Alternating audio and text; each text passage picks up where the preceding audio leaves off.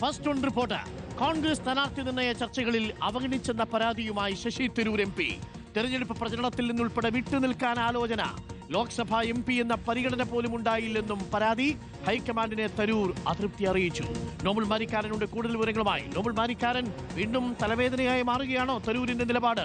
ഈ ഘട്ടത്തിൽ തരൂരിനെ ഈ സ്ഥാനാർത്ഥി നിർണയത്തിലടക്കമുള്ള വിഷയങ്ങളിലൊന്നും ഗൗരവമായി പരിഗണിക്കുന്നില്ല എന്നുള്ളതാണോ തരൂർ പക്ഷം എന്ന് പറഞ്ഞാൽ തരൂരിന്റെ ഇപ്പോഴത്തെ ഒരു അതൃപ്തി? എന്താണ് പുറത്തുവരുന്ന വിവരങ്ങൾ നോബൽ?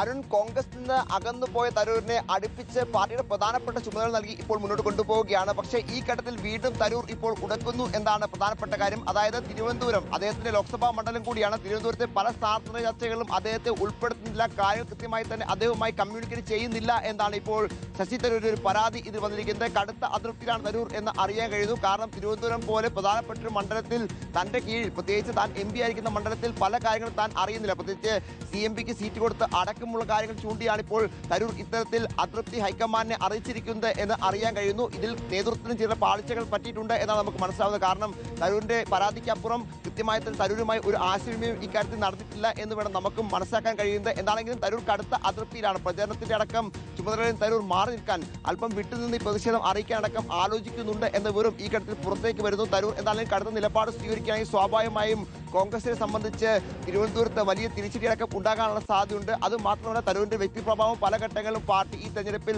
കൃത്യമായി ഉപയോഗിക്കാൻ ധാരണ എത്തുകയും ചെയ്തതാണ്. അതിനുശേഷവും സംസ്ഥാന നേതൃത്വം അവഗണിക്കുന്നു എന്നാണ് തരൂരിന്റെ ഇപ്പോഴത്തെ പ്രധാനപ്പെട്ട പരാതികളിൽ ഒന്ന്. ഏതാണെങ്കിലും തരൂർ ശക്തമായ അതൃപ്തിയിലാണ് ഇപ്പോൾ.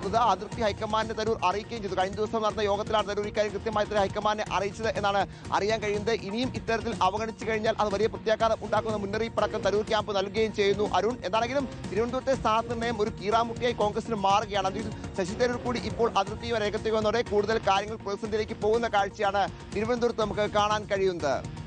ഓക്കെ, നോബൽ മാരിക്കാരനാണ് വിവരങ്ങൾ നൽകിയത്.